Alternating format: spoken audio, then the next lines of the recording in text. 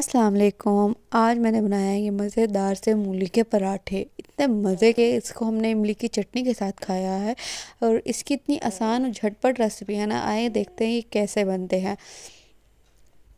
इसके लिए मैंने सबसे पहले मूली ली है। उसके छिलके उतारने के बाद मैंने इसे अच्छे से श्रेड कर लिया है। मूली को अच्छे से श्रेड कर लेने के बाद अब हम इस सारी मूली को एक बाउल में ऐड कर देंगे।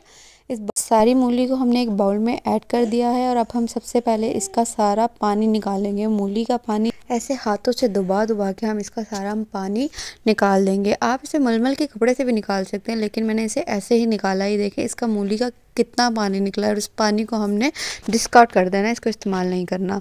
अब हम इस मूली में मसाले ऐड करेंगे। मसालों में मैंने सबसे पहले लिया एक हरी मिर्च, इसको हम फाइन चॉप कर लेंगे। फाइन चॉप करने के बाद लूँगी मैं थोड़ा सा हरा धनिया को भी हम थोड़ा थोड़ा ऐसे फाइन चॉप कर लेंगे। इसमें बहुत कम मसाले डलते हैं, आप अपनी मर्ज़ी से मसाले ज़्यादा भी कर सकते हैं, लेकिन मैं ऐसे ही बनाती हूँ। इसमें मैंने धनिया और हरी मिर्च डालने के बाद अब इसमें डालूँगी नमक हाफ़ टेबल स्पून, हल्दी हाफ़ टेबल स्पून, पिसी हुई लाल मिर्च हाफ़ टेबल स्पून और सूखा धनिया। बस इससे ज़्यादा मैं इसमें कुछ भी ऐड नहीं करती, बस इसे ऐसे ही बनाती हूँ और इतने मज़े के बनते हैं ना ये।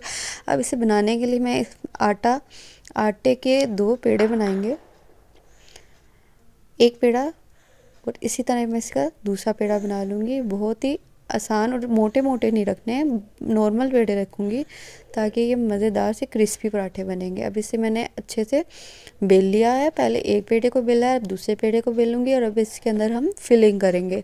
ये ऐसे मूली को सारी रख के अब इसके ऊपर दूसरा बेला हुआ जो पेड़ा है वो मैंने रख दिया और इसे साइडों से दबा दूँगी ताकि कोई फिलिंग बाहर ना आए। थोड़ा सा रखने के बाद अब हम इसे अच्छे से बेल लेंगे।